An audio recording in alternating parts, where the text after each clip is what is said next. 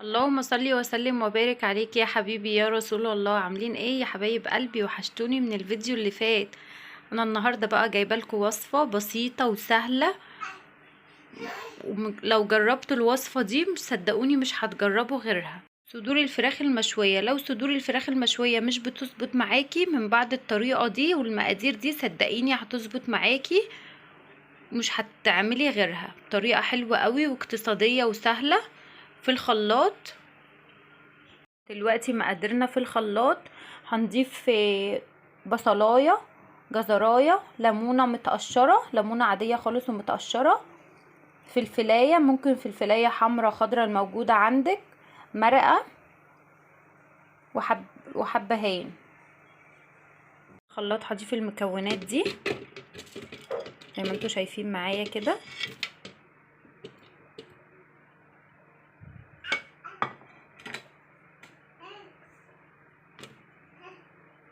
هضيف معلقه خل، فصين توم، ملح، بابريكا،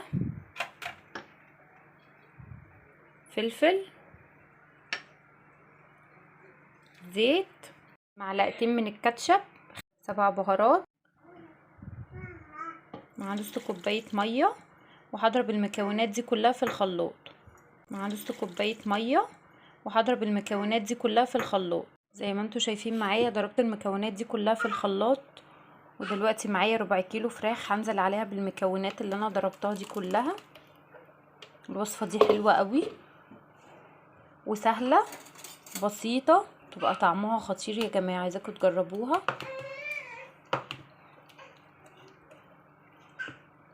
هدخلها بقى التلاجة. معايا حله فيها ميه وحبه زيت وحبه ملح عشان هعمل فيها مكرونه. هعمل احلى طريقه مكرونه جبت مقلايه وفيها حبه زيت. دلوقتي هنزل عليها بالصلصه دي، انا كنت مفرزاها، هبقى اعملها معاكم برضو، دي كانت موجوده عندي في الفريزر، عشان هنعمل احلى مكرونه غرقانه في الصوص الاحمر. دي المكرونه صفيتها، دلوقتي هنزل بيها كده على الصلصه. دلوقتي دخلت الصلصه في المكرونه زي ما انتوا شايفينها، حلوه قوي. شايفين شكل المكرونه حلوه قوي. انا عارفه ان الطريقه سهله ما فيهاش افتكاسه ولا حاجه، وزي ما قلت لكم انا بعمل الفيديوهات دي للبنات اللي لسه مبتدئه، وانا عارفه ان انتوا كلكم شطار. دلوقتي بقى هنزل بحبه بقدونس كده، حبه فلفل اخضر. بصوا شكلها تفتح النفس يا جماعه. دلوقتي جبت الجريلا وحطيت عليها رشه من الزيت، ودلوقتي هنزل بصدور الفراخ. فكرة الطريقة دي حلوة قوي، عايزاكم تجربوها. على فكرة ممكن ما تضيفولهاش جزر خالص، ممكن تعملوها فلفل احمر، نفس الخطوات بس فلفل احمر بدل الاخضر. اعملي الموجود عندك.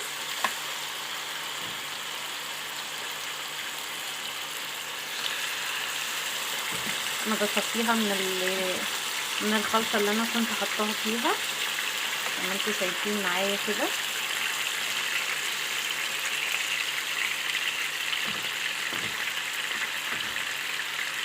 زي ما انتوا شايفين بدأت اللي هي تغير لون معايا، هقلبها على الجنب التاني،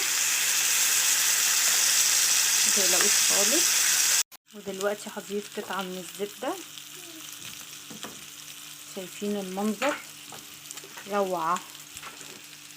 دلوقتي هي خلصت معايا.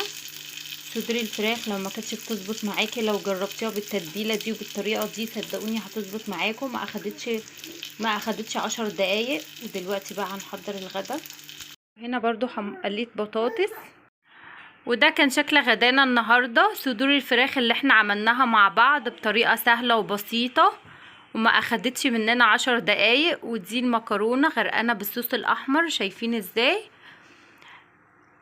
بجد الفيديو ده يستاهل منكم تعملوا لايك وشير وتفعلوا الجرس عشان ينزلكوا كل جديد في فيديوهاتي. مع السلامة يا حبايب قلبي.